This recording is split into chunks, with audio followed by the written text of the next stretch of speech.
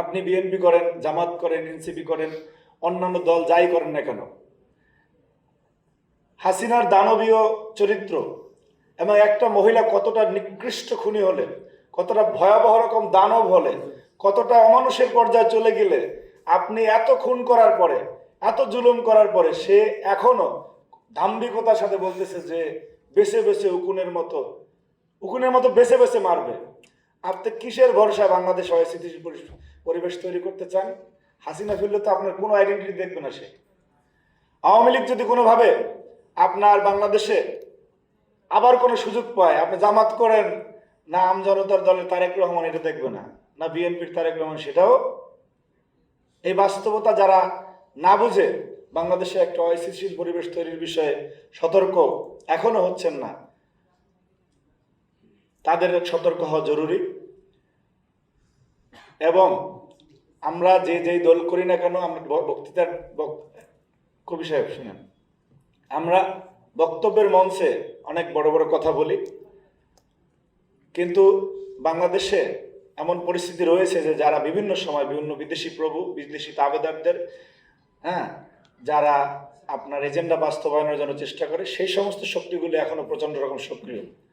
BNP, জামাত, অন্যান্য যারা আছে, তাদের পৃথিবীর অন্যান্য দেশে কতটুকু শুভাকাঙ্ক্ষী আছে এটা কিন্তু আমরা জানি। হাসিনার ফ্যাসিবাদকে টিকানোর জন্য কত বড় সাম্রাজ্যবাদী শক্তি আপনার তাদের সাপোর্ট দিয়েছে, তাদের অপকর্মের বৈধতা দিয়েছে, তারা কি এখনো অসক্রিয়? প্রত্যেকটা মুহূর্তে কিন্তু তারা সক্রিয়। সে বিষয়ে আমাদেরকে সজাগ থাকতে হবে যে আমরা কোনো পরিস্থিতি, এমন কোনো পরিস্থিতিতে তৈরি হয় যাতে পতিত ফ্যাসিস্টরা আবার ফিরে আসতে পারে, সেই বিষয়ে আমাদের সজাগ থাকতে হবে। শুধুমাত্র একটা জায়গায় গিয়ে আপনি মনে করেন যে যারা মনে করছেন যে আপনি জুলাই জেল খেটেছেন কিন্তু আপনি এটা পাচ্ছেন না, সেটা পাচ্ছেন না, আমরা তো জেনে শুনে আসছি যে এই রাস্তা কণ্টকাকীর্ণ, এখানে জেল খাটতে হবে, এখানে জুলুমের শিকার হতে হবে, এখানে সত্য বলতে গেলে নির্যাতন নেমে আসবে। যদি আপনি মনে করেন যে এগুলি আপনি জেনে শুনে আসেন না, তাহলে আপনার এই যে আপনি বিশুদ্ধ বিপ্লবী না। আমার কথায় যারা কষ্ট পেয়েছেন তাদেরকে আমার ব্যক্তিগত পক্ষ থেকে আমি ক্ষমা প্রার্থী, কিন্তু বাংলাদেশের স্থিতিশীলতার স্বার্থে একটা সরকার মাত্র পথ চলা শুরু করলো, তাকে সময় দিতে হবে। এবং একটা পর্যায়ে গিয়ে আমরাও এবং বিএনপির মধ্যে, আমি দলীয় কথা বলতে চাইছিলাম না, সে ধরনের প্রবণতা রয়েছে। সরকারের কর্তা ব্যক্তিরাও যখন কেউ অগোছালো কথা বলে তখন কিন্তু আমরা প্রতিবাদ করি।